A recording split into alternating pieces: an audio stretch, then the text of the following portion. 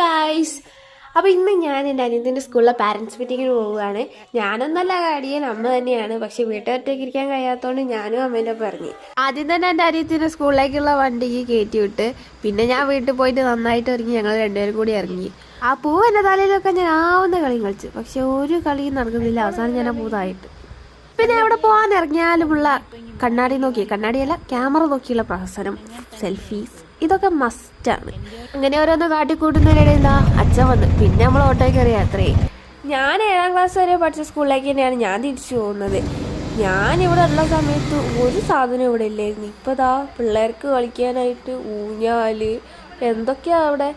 ഇവളെ ഞാനിവിടെ വളരെ അപൂർവമായി കണ്ടതാ.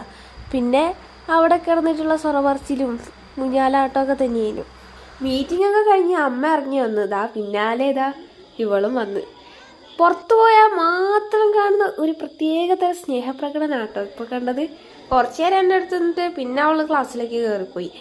പിന്നെ ടീച്ചേഴ്സിനോടും അവളോടും ഒക്കെ ടാറ്റാ ബൈ ബൈ പറഞ്ഞ് ഞങ്ങൾ അവിടെ നിന്ന് ഇറക്കി. അപ്പോൾ ഈ വീഡിയോ ഇത്രയേ ഉള്ളൂ. അപ്പോൾ നെക്സ്റ്റ് വീഡിയോ കാണുന്നത് എല്ലാവർക്കും tata bye bye, see U.